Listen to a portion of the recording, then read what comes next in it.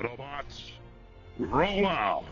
Hello, everybody. Good to see all you wonderful people again. Okay, maybe not see physically, but I feel your presence, your auras, them vibes, them subscriptions, them views. Today, we're going to be talking about Transformers 1, the new animation prequel, telling the story of our beloved Autobots and Decepticons.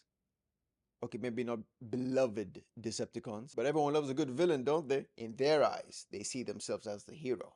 Now, this movie wasn't even really on my radar. I didn't even really want to watch this movie because I'm someone that when I'm sitting in the cinema, if I see a trailer for a movie that I really want to watch, I look down. I actually like play with my phone. I don't play with my phone during the movie. Never play with your phone during the movie. That's a really bad thing. Don't do it. Bad manners. So when the trailer for this movie came up, I actually watched it. I was like, nah, I don't really want to watch Transformers 1, so I don't mind watching the trailer. I don't mind getting a bit spoiled by it. And I watched the trailer. It was okay, nothing special. I was like, you know what? I'll give it a chance. And one of the main reasons I don't want to watch trailers, they show way too much. Way too much. Why do trailers need to be 4 or 5 minutes? Maybe sometimes even 6 minutes. You're a trailer. Christopher Nolan knows it best. Like, 45 a minute, don't show nothing, let people get surprised in the cinema. That is the beauty of it. You want to be, surprised. For a movie junkie like me, all I need is the release date. You tell me when it's coming out, May, June, July, 8th, 9th, 10th, I'm there. That's all I need to know. And I will make my judgment on the finished product, not the advertised one.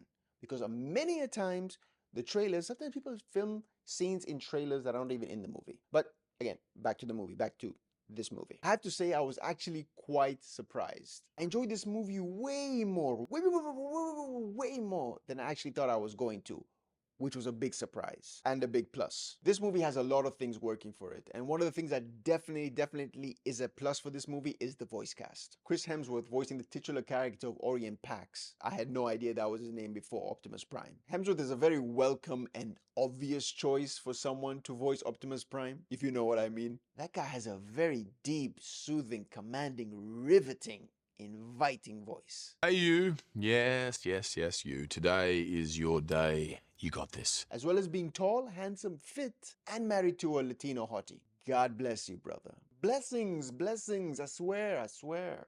Chill. Now, of course, Optimus Prime was voiced by the legendary Peter Cullen in all previous Transformers media, but I suppose they wanted to bring in that younger crowd as best they could, and those Marvel fans as well, and not use Peter Cullen's beautiful voice, because he has a beautiful voice too, okay? Don't you ever say anything about his voice. That guy has a beautiful voice. Ages.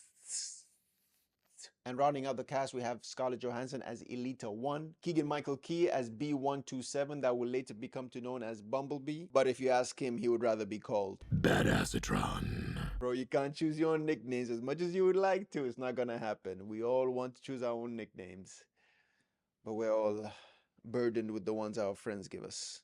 Yay. Never telling you mine. And we have Brian Tyree Henry playing D16, that we will come to know as... For all the ones that might not know, I'm going to leave that one unsaid. So brief synopsis out of the way. This follows Optimus Prime and company as they strive for adventure. Optimus does. He just gets everyone else involved involuntarily because that's what best friends do.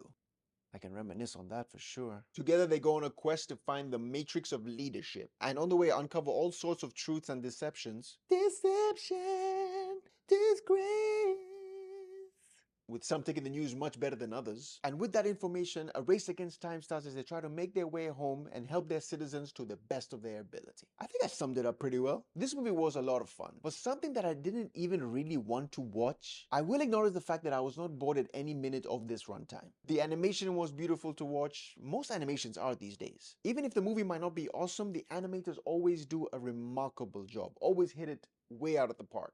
The movie can be bad, but the animators always do a good job. And in this movie, the animation is beautiful to watch. All the character designs were really good, much different than the previous Transformers movies. This Transformers animation has a much more, how do you say, instead of a detailed one like the old movies, it's much more of a rudimentary design. That's the right word to use, rudimentary. Much more of a basic design, but it works very well. So I definitely will give props to the animators. They did a very good job. And the pace of this movie is also very good. I'm a stickler about pace. I've talked about pace in my previous reviews.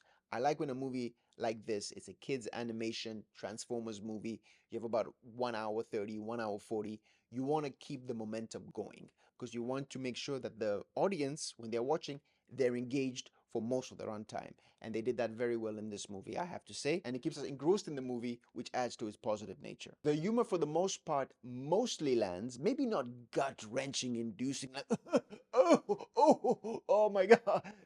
Maybe not that kind of laughter. However, it's always producing giggles and smiles for me, which in turn keeps me in a good mood. However, there are some jokes I feel need to be put on the back burner for a while. I'm talking about the entirety of media, just so that they can start being funny again. One of the examples of said jokes is, when somebody doesn't want to do something, but one of the main characters does something violent in close proximity, and they quickly reverse their choice. And what makes you think I want to help you? What you say, boy? I will help you. Am I the only one who thinks that joke is getting old or has been old for a while? Maybe it's just me. I've been watching too much media and I've seen that joke too much. And I would like for it just to, for a while not be used. Here's to hoping. Another aspect of this movie that I really enjoyed was a sense of adventure. I was really invested in what they were trying to achieve and what they were trying to accomplish. And obviously wanted them to succeed. I knew I was invested when something happened in the movie. Not gonna say what it was, but something happened in the movie and I went, and I came to the realization that, wow, I seem to really care what happens to these characters. Well done, movie, for pulling them strings. Did not expect that.